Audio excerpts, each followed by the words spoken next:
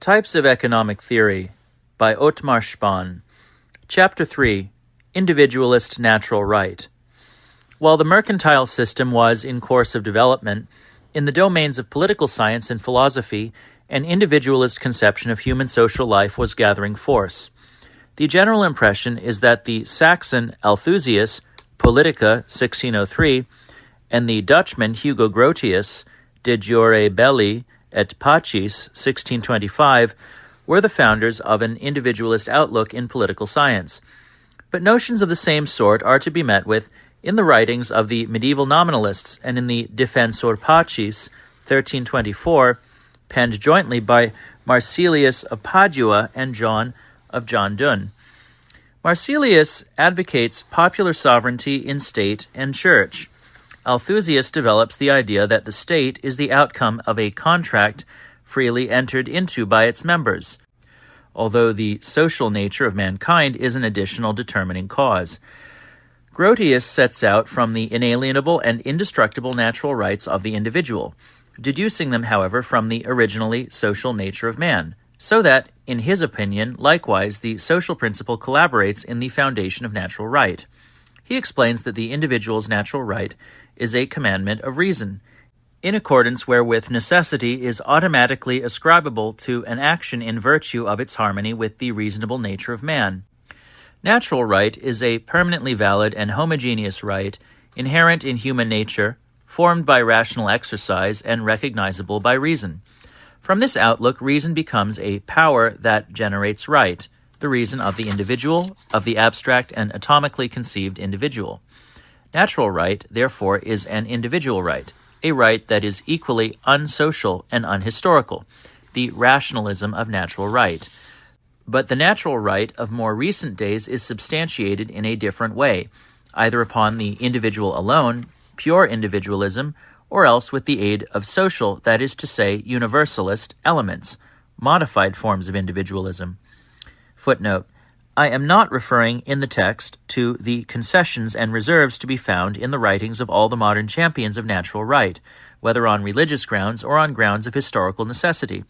We are concerned only with the systematizing features of the views put forward by each writer or school of writers. See, for instance, Hobbes' Leviathan, chapter 14. The English philosopher Thomas Hobbes, whose chief work Leviathan was published in 1651, was the first to interpret the political life of human beings in a rigidly individualist fashion, in accordance with the principle of natural right. Hobbes recognizes only the instinct of self-preservation. He starts with the assumption that in a state of nature, all individuals are free and self-dependent, and that, as an outcome of this, they are perforce mutually hostile. Men are dominated by their dread of one another, and there is a war of all against all, bellum omnium contra omnes. To escape from that struggle for existence, they establish the state, join forces in an orderly association, and they do this, therefore, under the promptings of the instinct of self-preservation, and not, as Grotius opined, because the nature of mankind is social. By this step they renounce all their natural rights, and delegate them to an absolute ruler, under whose protection they place themselves. Thus the state, originating by a contract, comes into being as an absolutist construction, the renunciation of natural right being a primal element of the contract. But conceptually the state proceeds exclusively from the individual, who is self-dependent. These ideas of Hobbes were taken up by Spinoza, 1632 to 1677. According to the latter, the original war of all against all does not lead to the establishment of an absolute authority. The citizens surrender their natural freedoms only insofar as is necessary for the existence of an orderly political life in common. Thus, whereas Hobbes considers that the authority of the state is vested in a single person, Spinoza ascribes it to all the members of the body politic, to the people at large. But both these writers look upon the state as the outcome of a struggle for power among individuals. In Germany, Samuel Pufendorf, De Jure Naturae et Gentium, 1672, endeavored to find a middle course between Hobbes's purely individualist theory of natural right and Grotius's view, which was partly social. The English philosopher John Locke, on civil government, 1689, put forward a milder version of the Hobbesian theory of a state of nature. He was the real founder of the theory of constitutional law. In the field of political economy, he laid stress on the importance of human labor in the creation of value, thus giving utterance to an idea which professional economists were to develop at a later date. From Locke sprang the so-called philosophy of the Enlightenment, an arid rationalism. Its watchword was the rational shaping of human life, which was by its very nature subjectivist, atomistic, mechanistic, and from the sociological standpoint individualistic. In England, there grew up from this root the teaching of Shaftesbury, whose leading notion was common sense, and in France the sensualism and materialism of Diderot, Condillac, Helvetius, and others which influenced the whole of Europe. Closely connected with these theories of natural right and the social contract is the development of the doctrine of sovereignty, to which Jean Bodin had earlier given precise formulation as princely sovereignty in his book De la République, 1577. More and more this doctrine developed towards the idea of popular sovereignty, as we see beginning already in the work of Althusius. According to the exponents of the latter notion, the people is the one and only source of state authority, inasmuch as the contract whereby the state was formed issued from the general will of all the citizens, freely assembled. Hobbes, however, considered that the citizens, having come together of their own wills, then delegated authority to one supreme ruler. Montesquieu, Esprit des Lois, 1748, with his doctrine of the partition of powers, enunciated a halfway theory, that of constitutionalism, which dominated political science for almost a century, and stood godfather to all the constitutions of Europe.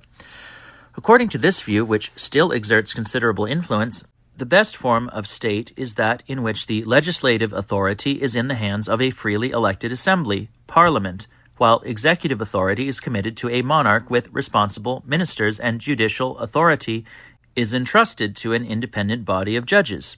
In reality, however, the executive is also, to a predominant extent, the legislative authority, for most laws originate in the ministerial offices and not in Parliament at all.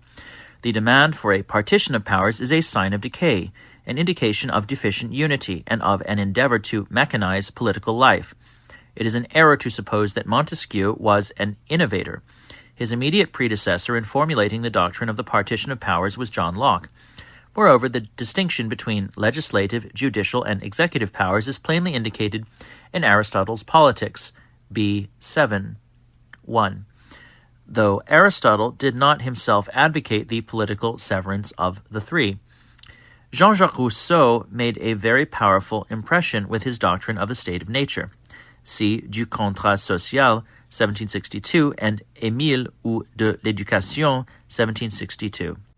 Man is born free, but everywhere he is in chains. In a state of nature, human beings were good, free, and equal. Civilization has made them corrupt, unfree, and unequal. A return to a state of nature is essential. Since man is naturally good, we need merely remove misleading and vicious influences from his education, and he will spontaneously find his way back to the natural and to God. In Émile, Rousseau writes, "Wherever human beings are born, they can be made what I indicate." Rousseau's conception of the state is that of the champions of natural right, but his individualism contains anti-individualist elements. Take, for instance, his idea of the general will, volonté générale, as a counterpart to the will of all individuals, volonté de tous, and his idea of an obligatory state religion. Rousseau is a vigorous and able writer, but his work bristles with contradictions. In some respects an ardent individualist, he nevertheless espouses the view that education is all-powerful, and coins the notion of volonté générale. He must indeed be described as an alogical and in many ways an amoral man. He took his children to the Foundling Hospital. Rousseau's writings contributed in no small measure to the outbreak of the French Revolution in 1789. The leading revolutionists, and Robespierre in especial, were his disciples.